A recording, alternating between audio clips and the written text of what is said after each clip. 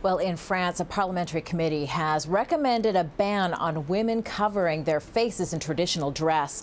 Hamish MacDonald is in our European News Centre with more on that story. Hamish.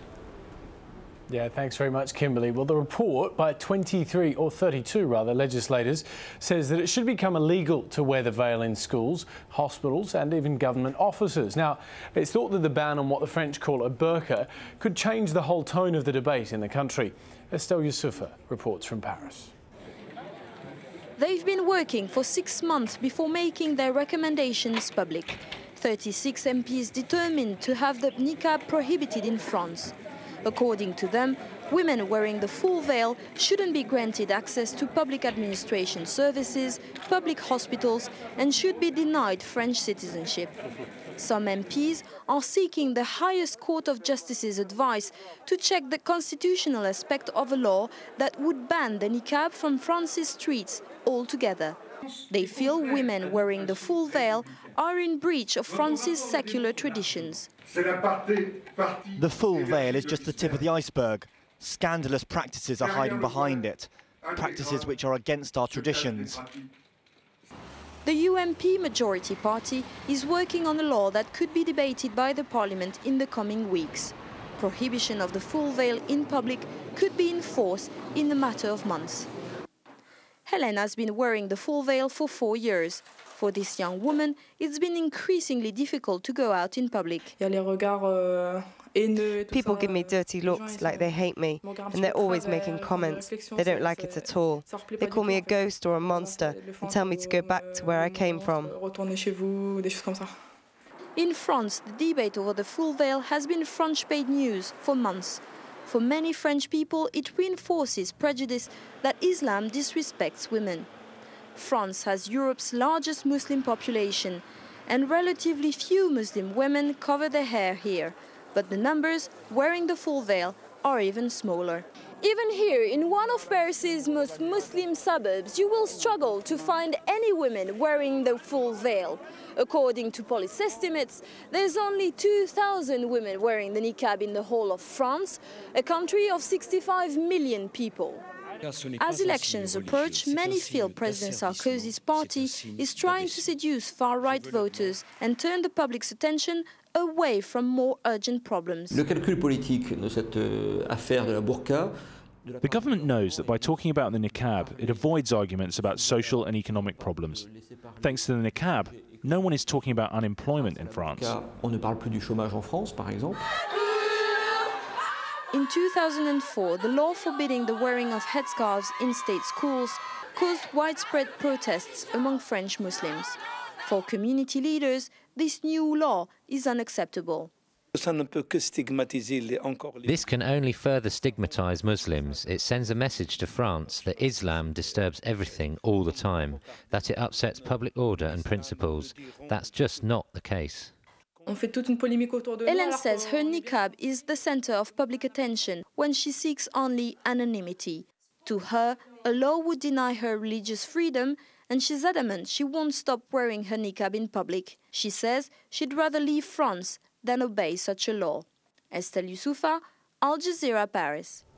It's a very controversial issue. We're going to talk about it more. We can speak to Marwan Muhammad, who's in Paris. He's an author who's written widely about Muslims and their lives in France. Thanks very much for giving some of your time to us. This is an incredibly controversial issue in France. Do you think that it's a wise move to ban the veil? Okay, it's more about sending a clear message to the Muslim community at large. As the report was saying, the number of Muslim women actually wearing the complete veil is minimal, I'd say less than 300. But the message is directed at the whole Muslim population, and the message is clear.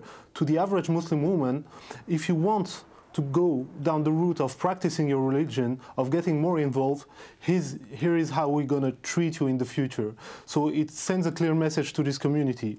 Also, most French citizens, and Muslim included, are for freedom. The freedom to practice their religion, the freedom to dress however you want to dress, whether it be in a miniskirt or in a complete niqab. So to me, it's not a smart move because it's going to reduce overall the freedom of the French citizen, but it's a smart move if you take it in the perspective of the strategy of Nicolas Sarkozy's government, as the report was saying. France, though, is a country that has a very particular interpretation of its own national identity, much of which is built around the idea of secularism. Don't Muslims that live in France need to accept that that is the reality in the country in which they've chosen to live? Yeah, but basically this idea of Muslims come to France and they have to adapt to what would be kind of a forever living French identity is not true anymore. This French Muslim community has been born and grew up in France now, and they make their own choices on the way they're going to practice their religion. So most women today wearing actually the niqab are actually French converts, so ethnically coming from generations and generations of France. So we cannot ask this community to change their own identity, and they have the same right as any French citizen to define what the French identity is nowadays. Okay, but would you accept that the niqab is somehow contradictory to the French national identity?